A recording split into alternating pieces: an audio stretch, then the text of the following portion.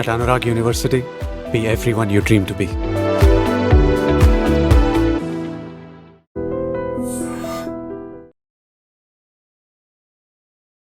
మీరు అడిగినట్టుగా this important case అది. అప్పట్లో ఏంటంటే ఐ డోంట్ నో మీకు పోలీస్ టు సిఐడి వెళ్ళిందా, సిఐడి టు పోలీస్ వెళ్ళిందా? పోలీస్ నుంచి సిఐడికి వెళ్ళి తిరిగి పోలీసుకి బ్రేక్ చేసిన కేసు. నేనే దాంట్లో ఇన్వాల్వ్ అయి ఉన్నాను. ఓ వావ్.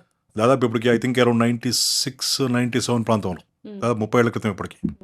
అప్పట్లో ఒక సరెండర్ అయిన నక్సలైట్ ఈదన్న అని, వాళ్ళిద్దరు వైఫ్ అండ్ హస్బెండ్ ఇద్దరు, Hussain B and Eedanna murder జరిగింది. చాలా సెన్సేషనల్గా, చాలా క్రూరంగా చంపారు అతన్ని. చంపి తలని బీహెడ్ చేసి తీసేసి కింద లోవర్ పార్ట్స్ కాళ్ళు కూడా తీసేసి ట్రంక్ ఒకటి తీసుకొచ్చి చిలకలగూడ పోలీస్ స్టేషన్ పరిధిలో ముషీరాబాద్ జైలు దగ్గర పెట్టారు. అది ఫర్ ఎ పర్పస్. సో అప్పట్లో ఏంటంటే వాళ్ళిద్దరు మాజీ నక్సల్స్ కాబట్టి, సరెండర్ అయిన వాళ్ళు కాబట్టి, వాళ్ళని గవర్నమెంట్ ప్రోత్సాహంతోనే చంపారని, పరోక్షంగా ప్రభుత్వం పాత్ర ఉందని చాలా సీరియస్ అక్యుజేషన్స్ వచ్చి, క్లూస్ రాక, కొంతవరకు ప్రభుత్వం కూడా కొంత రిఫరెన్స్లో పడి ఈ సీరియస్నెస్ తీసుకుని కేసుని సిఐడికి ట్రాన్స్ఫర్ చేసింది. ఓకే. చేసి దాంతోపాటుగా దానికి ₹1,00,000 క్యాష్ రివార్డ్ కూడా, అప్పట్లో 96లో 1 lakh, it could be huge now, reward కూడా డిక్లేర్ చేశారు. అది వాళ్ళు ఇన్వెస్టిగేట్ చేస్తారు. కేసు వాళ్ళకి వెళ్ళిపోయింది, చేస్తున్నారు. అప్పట్లో నేను భువనగిరిలో టౌన్లో పనిచేసేవాడిని. భువనగిరి టౌన్లో ఒక మర్డర్ జరిగింది. ఓకే. అతను కూడా మాజీ మిలిటెంట్, అంటే నక్సల్స్లో పనిచేసి బయటకు వచ్చేసి ఓపెన్గా ఉంటున్నాను అతను. ఆ మర్డర్ కేసు ఇన్వెస్టిగేషన్ చేసే క్రమంలో నాకు సడన్గా ఫోన్ వచ్చింది. సార్, ఈరోజు మన టైంలో జరిగిన మర్డర్లో మీరు పలానా వ్యక్తిని అదుపులోకి తీసుకోండి, అతను ఈ కేసు బయటపడుతుంది, దీంతోపాటు రాష్ట్రాన్ని కుదిపేసిన ఇంకో కేసు కూడా మీకు బయటపడుతుంది, సెన్సేషనల్ అని ఫోన్ వచ్చింది. నువ్వెవరైనా అడిగాను నేను. అప్పట్లో ల్యాండ్లైన్ ఫోన్స్ ఇవి. సార్, మీరంటే నాకు అభిమాన గౌరవం సార్, అందుకే మీకు చెప్తున్నాను నేను. మళ్ళీ మీ ముందుకు వస్తాను నేను ఎప్పుడోసారి, but go ahead with the investigation అని ఒక సోర్స్ లాగా. సో వెళ్ళి ఆ వ్యక్తిని అదుపులోకి తీసుకున్నాం. ఆ రోజు జరిగిన మర్డర్లో మందబాలరాజు అని మాజీ మిలిటెంట్, అతను భువనగిరి టౌన్లో జరిగింది మర్డర్. అది ఆ రోజు జరిగిన మర్డర్లో మేము ఎవరైతే ఆ వ్యక్తిని అదుపులోకి తీసుకున్నామో అతని చేతి గాయమైంది, క్లియర్ తెలుస్తుంది చేసే క్రమంలో గాయపడ్డాడని. మేము అదుపులోకి తీసుకోగానే, అవును సార్, ఈరోజు మందబాలరాజు మర్డర్ మేమే చేశాము, నేను పలానా కారణంతో అనేది చెప్పాడు. అతను పోలీస్ స్టేషన్ తీసుకొచ్చిన తర్వాత నేను అడిగింది ఏంటంటే, ఇది మాకు తెలుసు, ఆ సెన్సేషనల్ కేసు ఏంటని అడిగి. ఆ సెన్సేషనల్ కేసు అంటే నాకు కూడా తెలియదు. నాకు చెప్పిన సోర్స్ ఏమన్నాడు, రాష్ట్రాన్ని కుదిపేసిన కేసు డైరెక్టర్ సార్ అని చెప్పాడు. సో అడిగితే, అరే వీళ్ళకి తెలిసినట్టుంది కదా అని. అతను, అవును సార్, ఏదైనా కూడా మేము ఆర్డర్ చేసాం, కారణం ఇది, మోటివ్ ఇది, పార్టిసిపేట్ చేసింది పలానా వాళ్ళు, పలానా కారణంగా ట్రంక్ తీసుకెళ్ళి మేము చనిపోయిన వ్యక్తిని తల సెపరేట్ చేసి, కాళ్ళు సెపరేట్ చేసి, ట్రంక్ తీసుకుని స్కూటర్ మీద ప్యాక్ చేసుకుని తీసుకెళ్ళి అక్కడ జైలు దగ్గర పెట్టామని చెప్పారు. అతను అసోసియేట్ ఇంకో అతను తీసుకున్నాం. అతను ఎవరు అంటే, చాలా సెన్సేషనల్గా ఈ క్రైమ్ నోటోరియస్ ఉండి మేమంతా వివాదాలకు వెళ్ళిన నయీం వాళ్ళ సొంత బ్రదర్ అలీం అని ఉండేవాడు. అతను మర్డర్ చేశాడు. అతనితో పాటు మరో ఇద్దరు వ్యక్తులను తీసుకున్న తర్వాత మూడో వ్యక్తి ఎవరంటే, ఇక్కడ చౌటుప్పల్లో ఉన్నాడు అని చెప్తే అతను తీసుకొని అక్కడికి వెళ్ళాం. వీళ్ళిద్దరికి ఇక్కడ దొరికిన విషయం తెలుసుకోవడం, అతను పారిపోలేదు, ఇంట్లోనే ఉన్నాడు. మేము పిలవగానే బయటకు వచ్చాడు. సార్, ఒక నిమిషం మీతో మాట్లాడి పక్క తీసుకెళ్తే, సార్ మీకు ఫోన్ చేసింది నేనే సార్ అన్నాడు. సో అరే, నువ్వు కూడా దొరుకుతావు కదా, నువ్వు కూడా కేసులో ఇన్వాల్వ్ కదా, ఈ కేసు బయటపడుతుంది కదా, ఎందుకు చేసావు నాకు ఫోన్ అని అడిగాను. అడిగితే, సార్ మీరంటే నాకు ఇష్టం సార్, ఒకానొక సందర్భంలో చిన్న దొంగతనం చేసి పోలీస్ స్టేషన్లో మీ లాకప్లో ఉంటే రాత్రిపూట మా అమ్మ అక్క నన్ను కలవడానికి వచ్చారు. మీరు నన్ను చాలా చాలా హార్ష్గా ట్రీట్ చేశారు. బట్ మా అమ్మ సిస్టర్ వచ్చిన తర్వాత నన్ను చాలాసేపు కూర్చోబెట్టి మాట్లాడారు. మీ మదర్ విడో, మీ sister is an young girl, నువ్వు చేసిన పని మూలంగా వాళ్ళు అర్ధరాత్రి కూడా పోలీస్ స్టేషన్కి రావాల్సి వచ్చింది అని చెప్పారు. అది ఎక్కడ కొంచెం కనెక్ట్ అయింది సార్, టచ్ అయ్యాను. ఇది ఇవ్వాలి కాకపోతే ఏదో ఒక రోజు బయటపడుతుంది, ఎవరో ఒకళ్ళకి బయటపడుతుంది. సో ఈ కేసు మీ ద్వారా డిటెక్ట్ అయితే మీకు మంచి పేరు వస్తాను ఉద్దేశంతో మీకు చెప్పాను సార్ అని చెప్పి. సో దాంట్లో నాకు క్రిమినల్స్ కూడా మంచిగా రకరకాలు ఉంటారు, వాళ్ళు మనుషులే కదా. సో దాంట్లో ఏంటంటే, అప్పట్లో ప్రభుత్వం పెద్ద భారం దించుకున్నట్టు అయింది కేసు డిటెక్ట్ అయిన తర్వాత. వాళ్ళ మీద ఉన్నటువంటి ఎలిగేషన్స్, అట్రిబ్యూషన్స్ అన్నీ రిజాల్వ్ అయిపోయినాయి. ఆ 1 lakh క్యాష్ నాకు ఇచ్చారు. అట్లాగే 2 అడ్వాన్స్ ఇంక్రిమెంట్స్, అవన్నీ కూడా అప్పుడే సేవ పథకం ఇవన్నీ. 1 lakh నేను 50,000 వీడికి ఇచ్చాను, నాకు చెప్పిన వాడికి. In all fairness, is the reason, లేకపోతే డిటెక్ట్ అయ్యేది కాదేమో, ఇంకెవరికైనా పోయేదేమో. సో నాకు పేరు వచ్చింది, నాకు అడ్వాన్స్ ఇంక్రిమెంట్స్ వచ్చినాయి, ఆఫీసర్ దగ్గర మంచి గుర్తింపు వచ్చింది. కాబట్టి దానికి సోర్స్ ఆఫ్కోర్స్ ఆ కేసులో వాడిని అరెస్ట్ చేసాం, జైలు కూడా పంపించాం, ట్రయల్ జరిగింది, శిక్ష కూడా పడ్డది అతనికి. But in all fairness I thought I should share, నా రివార్డ్ అమౌంట్ అతనికి ఇవ్వడం సముచితం అనిపించింది, ఇచ్చాను. అంటే వాడికి నా మీద అభిమానం ఎందుకుంది, నేను హార్ష్గా డీల్ చేసినప్పటికీ at the end of the day I talk to him good nicely. ఇవే కదా గెస్చర్స్. ఇప్పుడు ఆ తర్వాత చాలా ఇన్ఫర్మేషన్ ఇచ్చాడు నాకు. జైల్లో ఉండి జైల్లో జరిగే సంభాషణలు, జైల్లో జరిగే ప్లానింగ్, రకరకాల ఇన్ఫర్మేషన్ నాతో షేర్ చేసేవాడు. Not that I shared it 50,000 ఇచ్చానని కాదు, గ్రాటిట్యూడ్ ఉంది నా పట్ల. యాటిట్యూడ్ ఉంది. సో ఇప్పుడు సిఐడికి వెళ్ళిన కేసు, సిఐడి ఇన్వెస్టిగేషన్ చేస్తూ ఉండగా మళ్ళీ వెనక You మేము got మేము a మేము మేము డిటెక్ట్ breakthrough. చేసాము. అది యాదృచ్ఛికం ఉండొచ్చు, లేదు ఫర్ వేరియస్ రీజన్స్. సో వాళ్ళే డిటెక్ట్ చేయాలని ఉంది. చాలా సందర్భాలు ఏమవుతుందంటే ఒక దగ్గర జరిగే కేసు వాళ్ళ క్లూ ఉండదు, అదే నేరస్తులు ఇంకో నేరం చేసి ఇంకెక్కడో పట్టుబడతారు, అది వాళ్ళకు వెళ్ళిపోయింది. అంటే వాళ్ళ ద్వారా బయటపడుతుంది. ఈ సేమ్ నా విషయంలో జరిగింది కూడా అదే. ఓకే. సో ఇటువంటివి చాలా కేసెస్ అండ్ ఎక్స్పీరియన్సెస్ ఉన్నాయి. ఉంటాయి కొన్ని, అంటే అన్డిటెక్టెడ్గా వదిలిపెట్టేసుకుని. నేను రామచంద్రపురం పోలీస్ స్టేషన్లో పనిచేస్తున్నప్పుడు కళ్ళు కాంపౌండ్ దగ్గర మర్డర్ జరిగింది. అతని బ్యాక్గ్రౌండ్ చాలా సాఫ్ట్, ఎవరితో గొడవలు కానీ ఎవరన్నా అతను చంపే అవకాశం కానీ ఏం లేవు. మోటివ్ కానీ ఏమీ లేదు. ఎంతో విధాల ప్రయత్నం చేసాం, we could not detect the case. చంపడం అంటే like it is a murder. Murder, it's a murder, క్లియర్గా మర్డర్ అని ఎస్టాబ్లిష్ అయింది. But we could not release. ఇంట్లో వాళ్ళతో మాట్లాడాము, బంధువులతో స్నేహితులతో మాట్లాడాము, ఎవరికి అతనితో గొడవలు లేవు, ఎవరికి చంపాల్సిన అవసరం లేదు, అసలు మోటివ్ లేదు దానికి. Okay. So the case remain undetected. అది కొంత అసంతృప్తి ఉండింది నాకు. ఇప్పటికీ ఇంకా అలా చాలా లేదు లేదు అన్డిటెక్టెడ్ ఉండింది. కానీ తిరిగి నేను హైదరాబాద్ వచ్చి టాస్క్ ఫోర్స్లో పనిచేసే క్రమంలో అప్పట్లో పట్టుల గోవర్ధన్ రెడ్డి అని ఒక నోటోరియస్ క్యారెక్టర్ ఉండేవాడు. అతను రెవల్యూషనరీ పేట్రియాటిక్ టైగర్స్ అని ఒక self styled left wing group ఒకటి ఫ్లోట్ చేసి ఆర్మ్డ్గా ఉండి లెటర్ బాంబులు పంపించి సెన్సేషన్గా చదువుకున్నవాడు, తెలివైన వాడు. ఓకే. అతనికి ఫిజికలీ హ్యాండిక్యాప్డ్, బట్ బ్రెయిన్ చాలా షార్ప్గా ఉండేది. హైదరాబాద్లో ఫస్ట్ టైం లెటర్ బాంబ్స్ తయారు చేసి కూడా అతనే 90లో. అతను ఇంకో కేసులో ఇన్వెస్టిగేషన్ చేసే క్రమంలో అతను తీసుకుంటే ఆ ఇంట్రాగేషన్లో ఈ కేసు అతను కన్ఫ్యూజ్ చేశాడు. ఏది, నేను రామచంద్రపురంలో ఉన్నప్పుడు కళ్ళు కాంపౌండ్ దగ్గర అన్డిటెక్టెడ్గా ఉండిపోయిన కేసు. ఎందుకు చంపాల్సి వచ్చిందండి? చిన్న చాలా వెరీ మైన్యూట్, అంటే నేను చెప్పినట్టుగా వినట్లేదు, నా కంట్రోల్లో ఉండట్లేదు అన్నాడు. కానీ మేము ఏదన్నా ఇల్లీగల్ ఇంటిమసీ యాంగిల్ ఉందేమోనని మేము అనుకున్నాం. He did not confess it. Okay. చిన్న రీజన్ చూపించాడు, అతనికి నాకు అభిప్రాయ భేదాలు ఉన్నాయి, అతనికి తిరగబడి మాట్లాడాడు, నేను చెప్తే వినలేదు, అటువంటివన్నీ. అంటే ఇంట్లో వాళ్ళకు కూడా అతను చంపుతాడని ఎక్కడ లేసేమంత కూడా ఎక్కడ డౌట్ లేదు వాళ్ళకి. It was an open case. So ఎక్కడో నేను ఒక అసంతృప్తి వారిని చేయలేకపోయిన కేసు ఇది, అన్డిటెక్టెడ్ అనుకున్నాను. 4-5 ఏళ్ల గ్యాప్ తర్వాత ఇంకో ఆర్గనైజేషన్లో పనిచేసే క్రమంలో మళ్ళీ ఆ కేసు నేను డిటెక్ట్ చేశాను. సో ఇలా చాలా కేసెస్, ఉంటాయి. మిస్టీరియస్ కేసెస్ ఉంటాయి. ఉంటాయి. సో ఇప్పుడు ఇంకా ఆల్మోస్ట్ రిటైర్మెంట్కి వచ్చేస్తున్నారు. Do you miss this investigations, cases? ఇంత అంటే ప్రభుత్వ ఉద్యోగంలో చేరిన తర్వాత it could be police or it could be any other organisation, retirement అనేది ఇన్ఎవిటబుల్. సో ఈ 38 ఏళ్ళు, దాదాపు I'm completing 38. I join very early.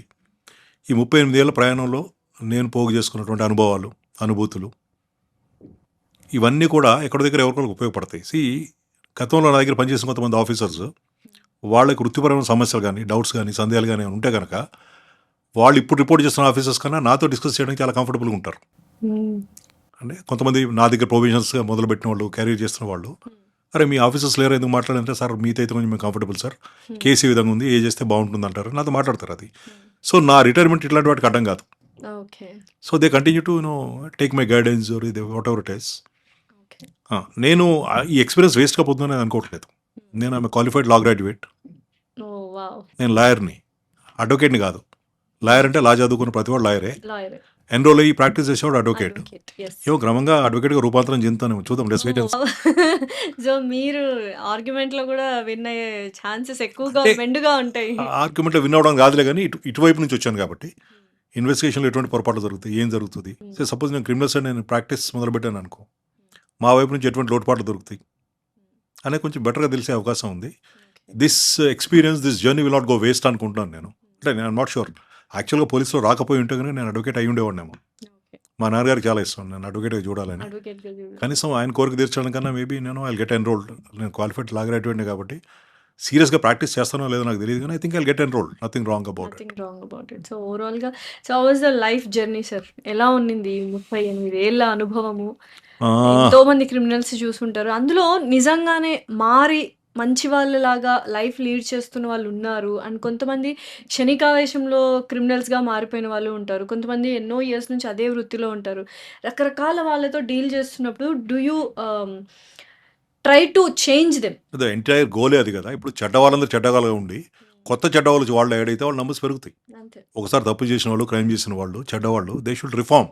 The very idea మన క్రిమినల్ జస్టిస్ సిస్టంలోనే ప్యూనిటివ్ కాదు, అంటే పనిష్ చేయడం కాదు దాని ఉద్దేశం, రిఫార్మేటివ్.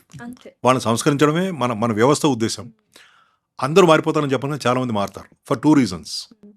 చాలామంది క్రైమ్కి రిసార్ట్ అయ్యేవాళ్ళు యంగర్ ఏజ్లో చేస్తారు. ఉడుకు రక్తం, వేడి, కోపం, ఆ ఫిజికల్ ఎజిలిటీ, ఎబిలిటీ అంతే.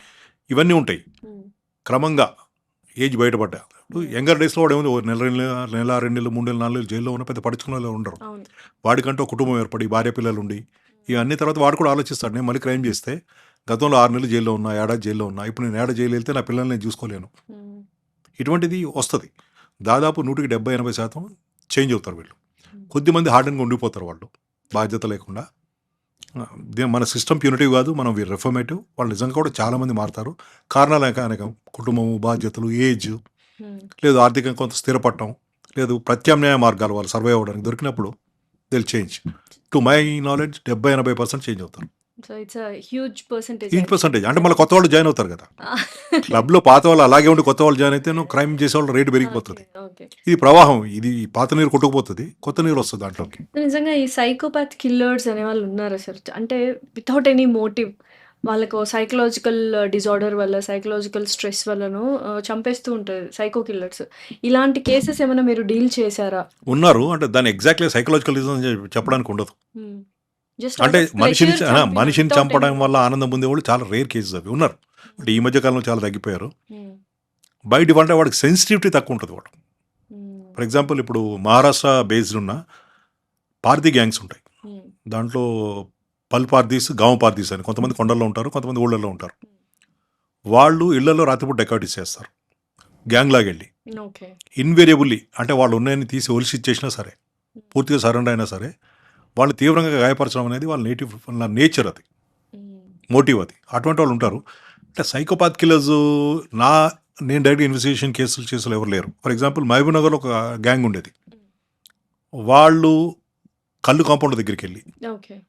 అక్కడ లేబర్ ఎవరైనా తాగడానికి వచ్చినట్టు విమెన్ ఉంటారు కదా, వాళ్ళని ల్యూర్ చేసి మాట్లాడి వాళ్ళతో పాటు తాగి వాళ్ళని కూర్చొని తీసుకెళ్ళి నిర్మానుష్య ప్రాంతాలకు తీసుకెళ్ళి వాళ్ళని మర్డర్ చేసి వాళ్ళ దగ్గర నుంచి కొట్టేసేది ఏంటంటే అంతా కాళ్ళకుండే వెండి కడియాలు.